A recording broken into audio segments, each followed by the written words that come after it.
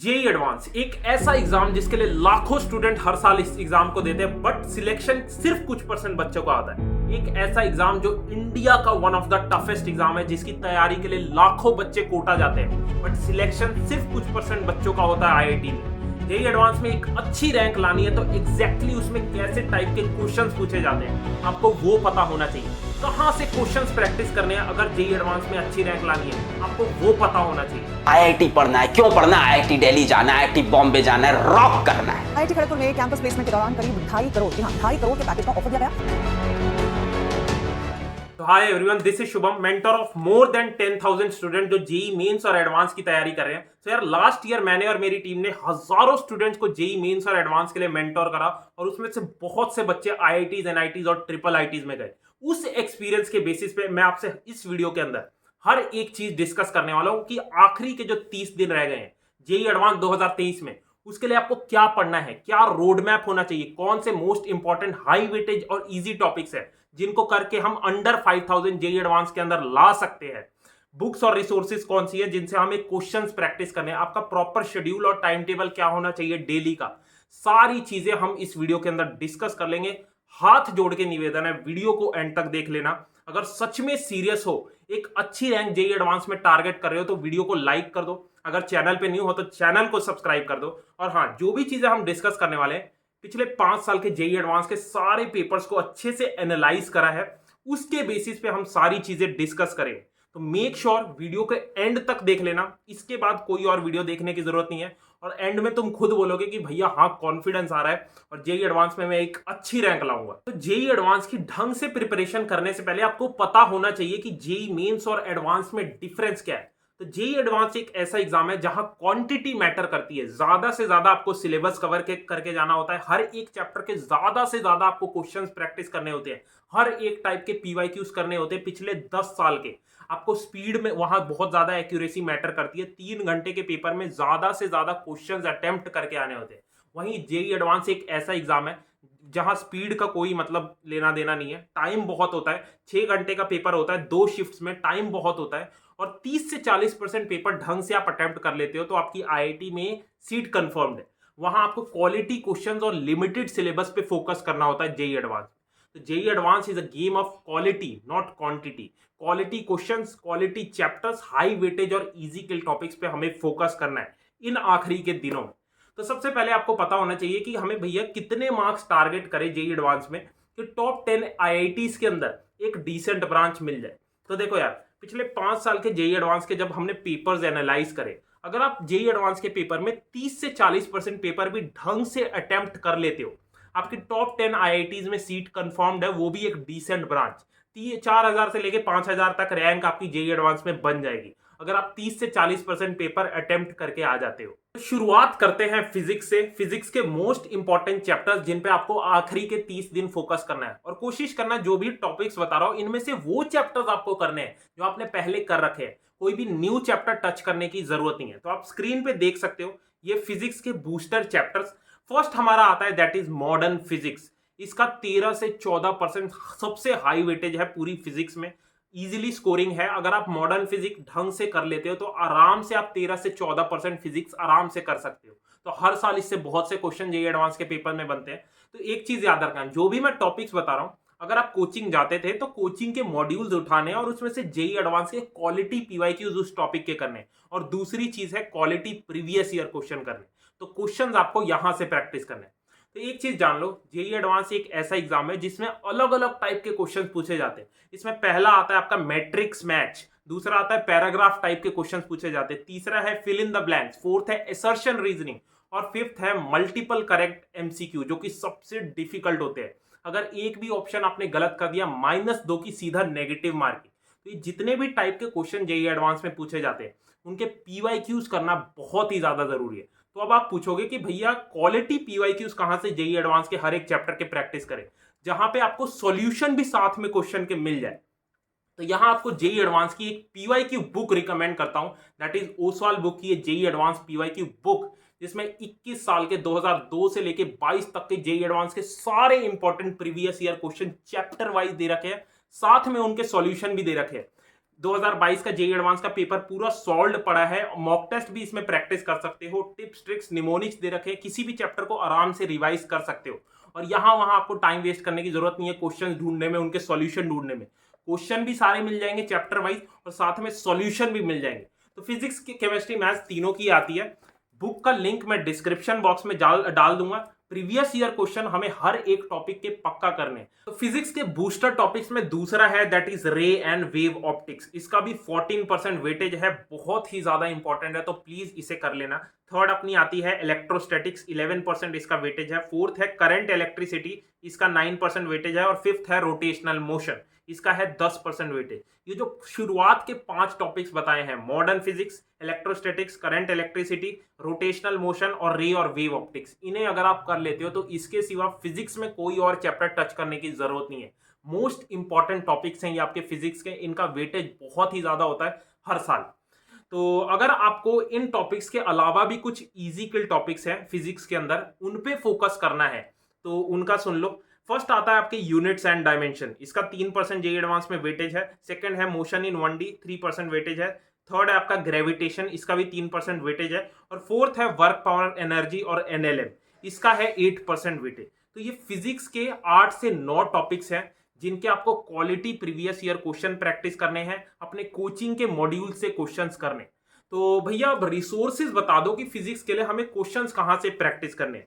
तो पहला रिसोर्स आपका आता है PYQ। उसके लिए मैंने बुक बता दी है, ओसवाल की बुक, लिंक डिस्क्रिप्शन बॉक्स में डाल रखा है। उससे हर एक चैप्टर के आपको क्वालिटी क्वेश्चंस मिल जाएंगे, साथ में सॉल्यूशन मिल जाएगा, वो यूज करना है। सेकंड आती है आपकी इरोडोव, उससे सिलेक्टेड जेई एडवांस के जो क्वेश्चंस फिजिक्स के होते हैं, जो हर साल पूछे जाते हैं, उन्हीं कंसेप्ट पे क्वेश्चन बनते हैं, वो आपको प्रैक्टिस करने हैं। और तीसरा है अपनी HC वर्मा के क्वेश्चन लगाने। तो ये बुक्स और रिसोर्सेज हैं जिनका यूज करना है। अगर आप कोचिंग जाते हो तो कोचिंग के मॉड्यूल्स के क्वेश्चंस कर सकते हो। तो अब आते हैं केमिस्ट्री पे। केमिस्ट्री एक ऐसा सब्जेक्ट है JEE advance point of view से जो आपके स्कोर को इंप्रूव करेगा अगर आखिरी के 30 दिन पे इस पे फोकस करते हो। तो केमिस्ट्री के ये बूस्टर टॉपिक्स आप स्क्रीन पे देख सकते हो। पहला आता है दैट इज पी ब्लॉक, सबसे ज्यादा इंपॉर्टेंट, इसका सबसे हाई वेटेज है। इसमें ग्रुप 15, 16, 17, 18 आपको अच्छे से कर लेना है। इनके PYQs पक्का प्रैक्टिस करना है। इसका 12 से 13% केमिस्ट्री में वेटेज है।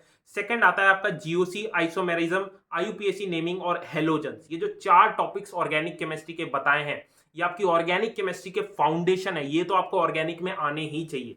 इसका वेटेज 10 से 12% है, तो ये पक्का कर लेना है। नेक्स्ट आपका some basic concepts of chemistry, ये भी कर लेना, इजी टॉपिक है। उसके बाद थर्ड पे आते हैं दैट इज सरफेस केमिस्ट्री और मेटलर्जी, इजी किल टॉपिक, 9% इन दोनों का वेटेज है। इनसे भी क्वेश्चन बहुत सारे बनते हैं हर साल, तो ये दोनों पक्का करने हैं। उसके बाद देखो एक चीज मान लो, पिछले साल तक जेई एडवांस में कुछ चैप्टर्स थे जो नहीं थे, बट इस साल सिलेबस में ऐड ऑन हुए हैं, तो वो पक्का करने हैं। तो ये ऑर्गेनिक के आपको 4 इजी टॉपिक्स दिख रहे होंगे। Environmental chemistry, chemistry in everyday life, biomolecules और पॉलीमर्स, ये 4 टॉपिक्स पक्का करने हैं। अगर जेई मेंस के क्वेश्चंस कर रखे हैं तो JEE advance point of view के क्वेश्चंस करो, आपको ओसवाल बुक के अंदर मिल जाएंगे, पक्का करना है। एनसीईआरटी लाइन टू लाइन इन चारों चैप्टर्स की रीड करनी है। थ्योरी बेस्ड चैप्टर है, मैच द फॉलोइंग के फॉर्म में क्वेश्चन बन जाते हैं। उसके बाद फिफ्थ आता है अपनी पीरियोडिक टेबल, मोल कंसेप्ट और रिडॉक्स, ये भी इंपॉर्टेंट है। सिक्स्थ है इनऑर्गेनिक केमिस्ट्री के सबसे important chapter that is DF block और कोऑर्डिनेशन कंपाउंड, बहुत ही ज्यादा जरूरी। एंड सेवेंथ पे आते हैं फिजिकल केमिस्ट्री के सबसे important chapter that is chemical kinetics और इलेक्ट्रोकेमिस्ट्री। तो अब केमिस्ट्री के बुक्स और रिसोर्सेज की बात करें तो पहला आता है अपने कोचिंग के मॉड्यूल्स। केमिस्ट्री के लिए कोचिंग के मॉड्यूल्स करना बहुत ही ज्यादा जरूरी है। तो अगर आप कोचिंग में जाते थे, आप पे मॉड्यूल्स पढ़े अपने कोचिंग के, तो उससे लिमिटेड क्वालिटी क्वेश्चंस आपको प्रैक्टिस करने हैं हर एक चैप्टर के, जो भी टॉपिक्स आपको बताए। और दूसरी चीज है ओसवाल बुक के PYQ, आपको हर चैप्टर के क्वेश्चंस प्रैक्टिस करने हैं। और तीसरी चीज बुक की बात करें तो फिजिकल केमिस्ट्री के लिए अगर आपके पास नरेंद्र अवस्थी और ऑर्गेनिक के लिए MS चौहान है, तो उनके जेई एडवांस के क्वालिटी क्वेश्चंस लगाने। तो ये केमिस्ट्री के रिसोर्सेज है और मॉड्यूल्स बहुत ही ज्यादा जरूरी है। अगर आप कोचिंग में जाते थे तो कोशिश करो इन टॉपिक्स के मॉड्यूल सॉल्व करने की। तो मैथ्स पे आगे बढ़ने से पहले एक चीज बता दूं, जेई एडवांस में 30 दिन का टाइम रह गया है। यहाँ मॉक टेस्ट प्रैक्टिस करना बहुत ही ज्यादा जरूरी है, इसीलिए हफ्ते में एटलीस्ट 2 मॉक टेस्ट या फिर मैक्सिमम 3 मॉक टेस्ट, 2 या 3, उससे ना कम ना ज्यादा। बिकॉज बहुत से बच्चे क्या करते हैं, लास्ट के 1 महीने में रोज मॉक टेस्ट देते हैं प्रॉपर 6 घंटे के, जो कि बिल्कुल गलत है। बिकॉज जेई एडवांस के मॉक टेस्ट देने का मतलब है कि आप प्रॉपर 6 घंटे 2 शिफ्ट में एग्जाम दे रहे हो और जेई एडवांस एक ऐसा एग्जाम है जो आपकी out of the box thinking को चेक करता है, कितना आप किसी क्वेश्चन में डीप डाइव कर रहे हो वो चेक करता है। इसीलिए मॉक टेस्ट देने के बाद 1 से 2 दिन का गैप देना जरूरी है नेक्स्ट मॉक देने से पहले, ताकि आपके ब्रेन को टाइम मिल सके रिलैक्स करने का। इसीलिए हफ्ते में 2 मॉक टेस्ट देने हैं, उसके बाद उसे एनालाइज करना है हर एक मॉक टेस्ट को, जो आपके वीक टॉपिक्स हैं उनके क्वालिटी पीवाईक्यूज करने। तो मॉक टेस्ट आज से देना स्टार्ट कर दो, हफ्ते में 2। तो अब बढ़ते हैं मैथ्स की तरफ। मैथ्स देखो यार, एक ऐसा सब्जेक्ट है जिसमें प्रैक्टिस बहुत ज्यादा जरूरी है। अगर जेई एडवांस के क्वेश्चंस हिलाने हैं ना मैथ्स के, तो आपको प्रैक्टिस बहुत ज्यादा जरूरी है। कोई भी चैप्टर आप कर रहे हो, जैसे मान लो मैट्रिसेस एंड डिटर्मिनेंट कर रहे हो, उसके जेई एडवांस के आपको क्वेश्चन ज्यादा से ज्यादा प्रैक्टिस करने हैं, तब जाके आप कहीं जेई एडवांस के क्वेश्चंस हिला पाओगे। इसलिए मैथ्स के कुछ ऐसे टॉपिक्स मैं बता रहा हूं जिनमें आप आराम से स्कोर कर सकते हो, जिसमें आपको ज्यादा मेहनत नहीं लगेगी। तो पहला अपना आता है that is matrices and determinant. इसका 7 से 8% वेटेज है जेई एडवांस में, ये पक्का कर लेना। नेक्स्ट अपना वेक्टर 3D, इंटरेस्टिंग चैप्टर है। अगर जेई एडवांस के क्वालिटी पीवाईक्यूज भी इसके लगा लेते हो तो बहुत फायदा होगा। इसका भी हाई वेटेज है, 10% है।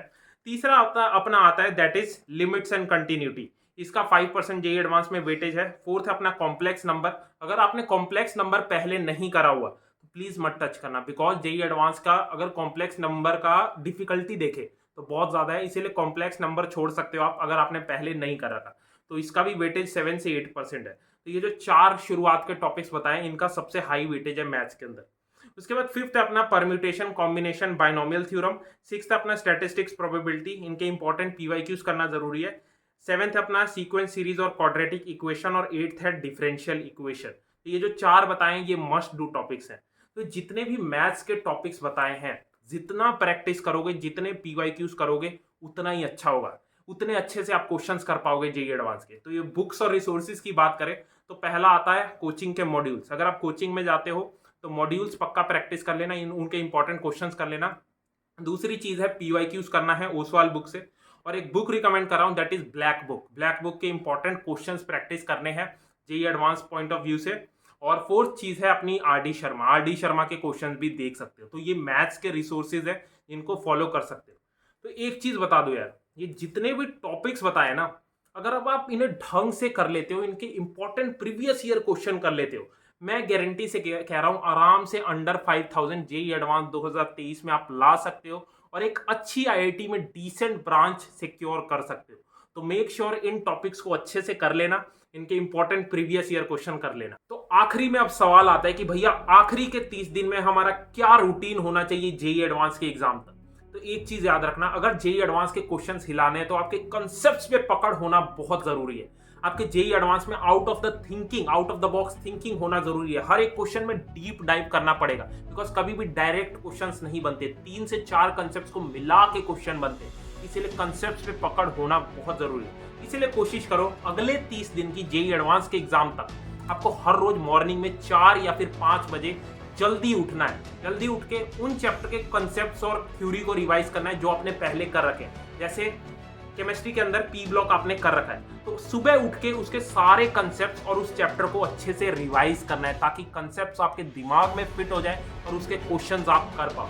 और आफ्टरनून और इवनिंग में हमें ज्यादा से ज्यादा जेई एडवांस के क्वेश्चंस प्रैक्टिस करने हैं। मॉड्यूल्स के क्वालिटी पीवाईक्यूज करने हैं। प्रीवियस ईयर क्वेश्चन जो ओसवाल बुक मैंने रिकमेंड करी है उससे क्वेश्चंस करने हैं, तब जाके आपका अच्छा स्कोर कर पाओगे। और एक और चीज यहाँ डिस्कस करूंगा, हो सके तो यार आखिरी के 30 दिन पूरे दिन में 24 घंटे में एटलीस्ट 40 मिनट अपनी बॉडी को दो। मतलब कुछ भी फिजिकल एक्टिविटी करनी। बहुत से बच्चों की हेल्थ खराब हो जाती है, सोना भूल जाते हैं, खाना भूल जाते हैं, दिन भर बेड में पड़े रहते हैं, डिप्रेशन, एंजाइटी हो जाती है और लास्ट में पेपर खराब हो जाता है। इसीलिए 24 घंटे में एटलीस्ट 40 मिनट्स कुछ भी physical activity, walking, running, cycling, जो भी आपको पसंद है, या कोई स्पोर्ट्स, वो कर लो, ताकि पूरा दिन आपका माइंड फ्रेश रहे, बॉडी एक्टिव रहे, आलस ना आए पढ़ने के टाइम पे, बॉडी पूरा दिन माइंड फ्रेश रहे। इसीलिए 40 मिनट्स एटलीस्ट एक्सरसाइज करनी है और प्रॉपर स्लीप लेनी है। जैसे 24 घंटे में से एटलीस्ट 5 या 6 घंटे की स्लीप लेना बहुत जरूरी है, और सुबह जल्दी उठना है ताकि कंसेप्ट्स और थ्योरी रिवाइज कर सके। सो आज की वीडियो यहीं समाप्त करते हैं। सारी चीजें आपको वीडियो का पीडीएफ डिस्क्रिप्शन बॉक्स में मिल जाएगा। ये ओसवाल बुक की जेई एडवांस पीवाईक्यू बुक का लिंक डिस्क्रिप्शन बॉक्स में डाल दूंगा, आप चाहो तो ऑर्डर कर सकते हो और इसके quality previous year question practice कर सकते हो। इसमें सॉल्यूशन भी दे रखे हैं। So that's all from my side. Shubham Kumar signing off.